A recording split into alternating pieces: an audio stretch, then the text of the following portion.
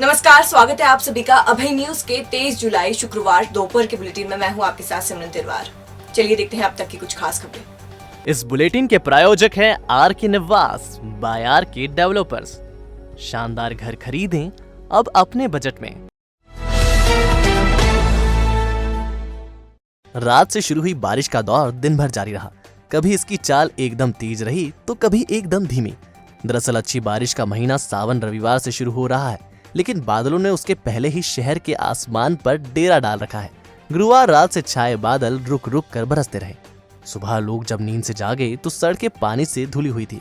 आसमान बादलों से पटा था और रह रह कर बारिश हो रही थी। रिमझिम से शुरू हुआ बारिश का सफर 11 बजते बजते तेज हो गया। यह इतना तेज था कि लोगों को रेनकोट और छाते निकालने पड़े। बारिश ने सड़कों पर ट्रैफिक भी कम किया और लोग जरूरी काम होने पर ही घरों से बाहर निकले। खैर, दिन भर बारिश का सिलसिला जारी था और लोग ककड़ी भुट्टो का मजा लेने के लिए आउटिंग पर भी निकले। महाकाल मंदिर में खुदाई के दौरान मिले मानव अवशेषों के फॉरेंसिक जांच की मांग महंत अवधेश दास जी ने की है। उन्होंने मुस्लिम आक्रांताओं पर नरसंहार का आरोप लगाया है। ये अवशेष साधु संतों की समाधि के भी हो सकते हैं। दरअसल विस्तारीकरण योजना के तहत महाकाल मंदिर के अगले हिस्से में बगीचे के निर्माण के लिए खुदाई की जा रही है। इसमें ही पुराने मंदिर के पुरावशेष मिल रहे हैं। अब पुरावशेष के साथ मानव अवशेष जैसे हड्डियां, खोपड़ी आदि भी निकल रहे हैं। राज्य पुरातत्व विभाग के निर्देशन में हो रही खुदाई में मानव अवशेष मिलने से मजदूर सहमे से हैं। मानव अवशेष की जानकारी मिलने पर इन्हें देखने महंत अवधेश दास जी भी पहुंचे। उन्होंने मीडिया से कहा कि महाकालेश्वर मंदिर में 3 बार आक्रांताओं ने आक्रमण किया है। पहला आक्रमण 724 में मोहम्मद जुनैद, दूसरा आक्रमण 1925 में मोहम्मद गजनवी और तीसरा आक्रमण 1235 में इल्तुमिश ने किया था। इस दौरान मंदिर को बचाने के लिए हमारे साधु संतों ने अपनी जान की कुर्बानी दी थी। हो सकता है यह उस समय के अवशेष हो।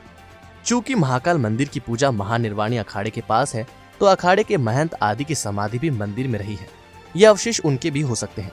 अवधेश दास जी ने अवशेषों की फॉरेंसिक जांच की मांग की है। ये पूरा का पूरा फॉरेंसिक जांच का विषय है। प्रशासन को चाहिए, मंदिर प्रशासन को, कि वो फॉरेंसिक जांच कराए और कम से कम ये किस काल के अवशेष हैं ये निश्चित रूप से हमारे सामने आना चाहिए। और नहीं तो मैं ये जरूर कहूँगा कि कहीं न कहीं हमारे हिंदुओं के बलिदान की कहानी की ओर इशारा कर रहे हैं। महाकाल मंदिर के महेश पुजारी ने कहा कि यह पूरा इलाका महाकाल वन था। यह स्थल तपस्वी स्थल रहा है। तब संत महात्माओं की समाधि भी होती थी। हो सकता है कि निकल रहे अवशेष उनके हो सकते हैं।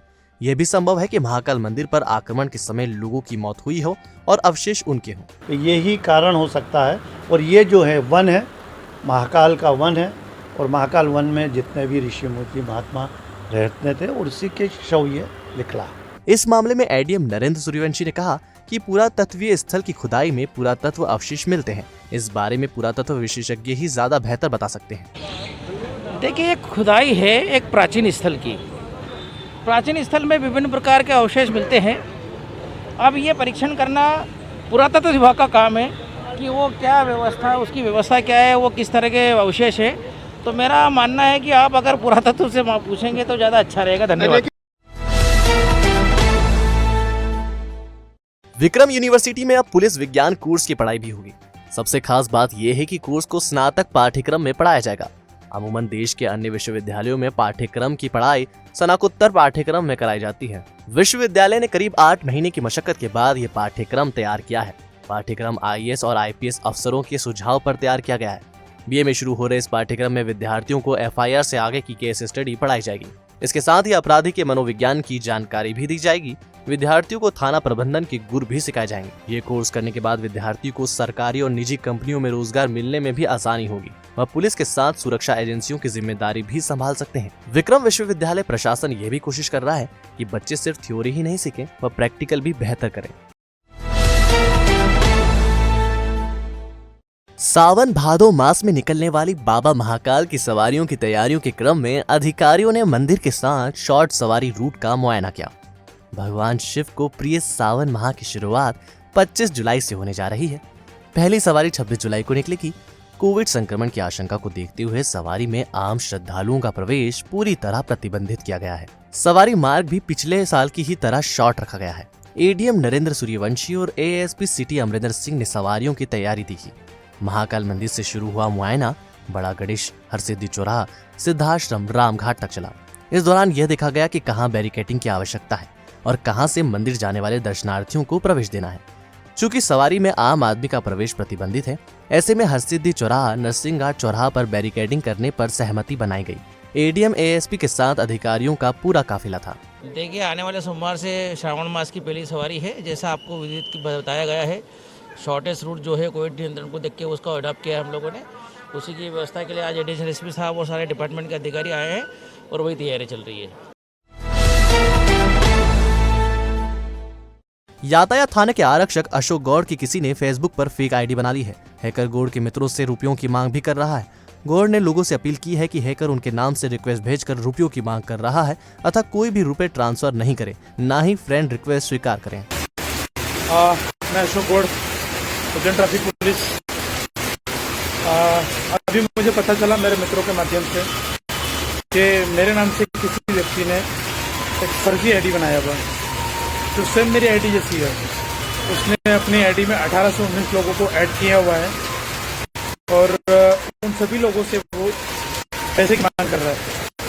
तो प्लीज मित्रों, वो व्यक्ति पैसे की मांग कर रहा है और आप सभी लोगों का निवेदन है कि कोई भी व्यक्ति किसी को भी पैसे ट्रांसफर न कराए। वो मेरे साथ में फ्रॉड कर रहा है, मेरी आईडी का गलत इस्तेमाल कर रहा है। घटिया तहसील के ग्राम चौसला में अस्पताल से निकलने वाले वेस्ट को नष्ट करने के संयंत्र की प्रस्तावित परियोजना को लेकर क्षेत्रीय कार्यालय मध्य प्रदेश प्रदूषण नियंत्रण बोर्ड उज्जैन की लोक सुनवाई में जमकर हंगामा हुआ। अतिरिक्त कलेक्टर जितेंद्र सिंह चौहान, एसडीएम गोविंद दुबे, तहसीलदार शिवराम कनासे सहित पर्यावरण प्रदूषण बोर्ड के अधिकारी ने लोक सुनवाई की। गुराड़िया गुर्जर पंचायत के सरपंच माधव सिंह टेरीकॉट, बंडड़ा पंचायत सरपंच प्रतिनिधि धर्मेंद्र सिंह परिहार, खजूरिया सदर सरपंच विश्राम सिंह कराड़ा, भाजपा युवा उपाध्यक्ष महीपाल सिंह उमट, कांग्रेस नेता दुर्गा शंकर चौहान सहित आसपास के दर्जन भर गांव की सैकड़ों किसानों ने संयंत्र से जल, जमीन व वायु प्रदूषण की जानकारी देते हुए इससे जन जीवन व वन्य प्राणियों के जीवन को खतरा पैदा होने की आशंका जताते हुए आपत्ति दर्ज करवाई। क्षेत्र में अस्पतालों से निकलने वाले वेस्ट को नष्ट करने का संयंत्र नहीं लगाने देने की बात कही। अधिकारियों ने किसानों की आपत्ति पर विचार करने की बात कही है। ये घटिया तहसील के ग्राम चौसला में बायो वेस्ट, मेडिकल वेस्ट के निस्तारण के लिए एक केमिकल फैक्ट्री डालना है। उसके लिए यहाँ की जनता और आसपास के गांवों के लोगों के जो है दावे आपत्ति लिए गए हैं, उनके सुझाव लिए गए हैं। इस पे जो है संबंधित पक्षों को सुनवाई के बाद जो भी शासन की गाइडलाइन होगी उसके आधार पर इसका निराकरण किया जाएगा और पॉल्यूशन कंट्रोल बोर्ड को ये सारी आपत्तियाँ जो है प्रेषित की जाएंगी। ये मेडिसिन के जो सड़े गले कटे फिटे बीमारी का जो सामग्री बच के आएगी वो संभाग लेवल की, वो यहाँ पे नष्ट करने की फैक्ट्री डाल रही है। हमें आपत्ति ये ली है कि हमारी जो कृषि भूमि है और यहाँ के जो लोग कृषि पे ही आधारित हैं, इनके पास कोई रोजगार नहीं है और ये खेती हमारी पूरी प्रदूषित हो जाएगी, इससे हमें फसल नष्ट हो जाएगी, इसलिए हम इसका विरोध करते हैं। हाँ, ये यदि नहीं मानते हैं तो हमें जो भी आंदोलन, बड़ा से बड़ा आंदोलन करेंगे और हमें धरना प्रदर्शन करना पड़ेगा। इसके बाद भी नहीं मानते हैं तो हमारी लाशों से गुजरना पड़ेगा। हमने आज यहाँ आवेदन दिया और अपनी आपत्ति दर्ज कराई। संबंधित अधिकारी जो आए थे उनको नहीं मानते तो हम फिर रोड जाम करते, ठीक है, रोड प्रदर्शन करते। अधिकारी को मनाने के कई तरीके हैं। पंचेट की निवासी एक दलित महिला को नायब तहसीलदार की मदद से जमीन मिल गई। जमीन पर दबंगों ने कब्जा कर रखा था और इसकी शिकायत की थी। दरअसल गांव की कंचन बाई पिता नंद राम ने कलेक्टर के समक्ष शिकायत की थी। उसने बताया था कि गांव के संदीप पटेल ने उसकी जमीन पर 8 सालों से कब्जा कर रखा है। बोलने के बावजूद वह जमीन नहीं छोड़ रहा है। दलित वर्ग से आने वाली कंचन बाई की शिकायत पर कार्रवाई करने के आदेश कलेक्टर ने जारी किए थे। नायब तहसीलदार लोकेश चौहान गाँव पहुंचे और नपती कर महिला की जमीन वापस दिलाई। इस दौरान चौकी प्रभारी लोकेश चौहान भी उपस्थित थे। पंचेट में एक महिला का आवेदन प्राप्त हुआ है कि उनकी शासकीय पट्टे की जमीन पर किसी ने अतिक्रमण कर लिया है। इस संबंध में नायब तहसीलदार पान बिहार को निर्देशित किया गया है कि इसमें भू राजस्व संहिता के प्रावधानों के तहत जो है आवश्यक कार्रवाई की। आवेदक के द्वारा मेरे कार्यालय में आवेदन दिया गया है और उसी आधार पर जो है नायब तहसीलदार को कार्रवाई के लिए जो निर्देश दिए गए।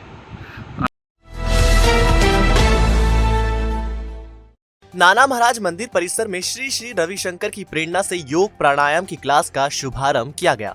एसडीएम एकता जायसवाल एवं नायब तहसीलदार सूरम भगत ने श्री श्री रविशंकर एवं नाना महाराज तारणेकर के चित्र पर माल्यार्पण एवं दीप प्रज्वलित कर श्री श्री योगा क्लास का शुभारंभ किया। योग प्रशिक्षिका गुरुदीप कौर बग्गा ने बताया, नाना महाराज गुरु मंदिर भैरव बावड़ी में रोजाना प्रातः 6 बजे से 7 बजे तक योग, ध्यान, प्राणायाम की क्लास महिलाओं के लिए लगाई जाएगी। उज्जैन उप रेंज के प्रभारी डीआईजी सुशांत सक्सेना ने देवास एसपी कार्यालय में अधिकारियों के साथ मीटिंग की। सुबह 11 बजे से शुरू हुई मीटिंग शाम करीब 6:30 बजे तक चली। 7 घंटे तक चली मीटिंग में एक बार भी डीआईजी बाहर नहीं निकले। डीआईजी ने मीडिया से भी दूरी बनाए रखी। बैठक के बाद एसपी डॉक्टर शिवदयाल सिंह ने बताया कि पूरे जिले की क्राइम की समीक्षा की गई, कानून व्यवस्था और आगामी त्योहारों पर चर्चा की गई। बताया जा रहा है कि डीआईजी ने साल 2016 में हुई 15,50,000 की धोखाधड़ी पर भी बात की।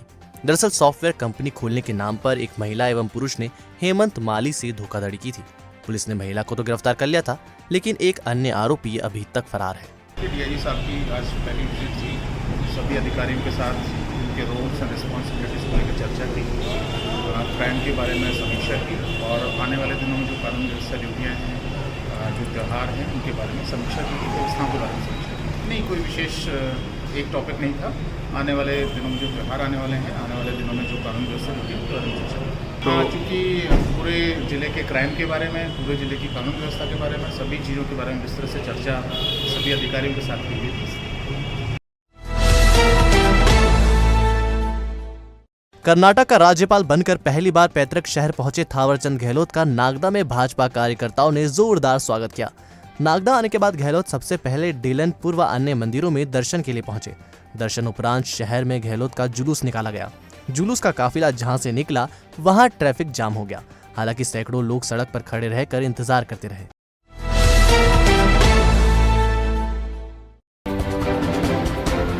चिंतामण मार्ग पर स्थित युवराज ढाबे पर विवाद के बाद मंगरूला में 3 दिन पहले हुई तलवारबाजी के मामले में पुलिस ने दूसरे पक्ष पर भी प्रकरण दर्ज कर लिया है।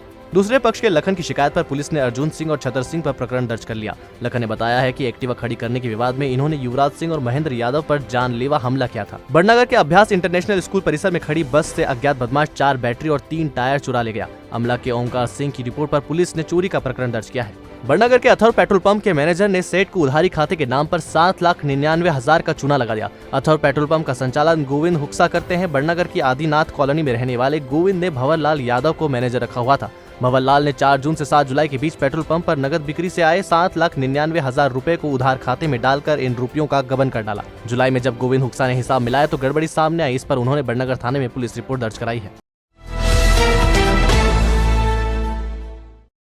तो आपने देखा अभय न्यूज का आज का बुलेटिन। अगर खबरों को लेकर आपके पास कोई फीडबैक है तो हमारे कमेंट सेक्शन में जरूर बताइएगा। कल फिर मिलेंगे इसी समय। नमस्कार।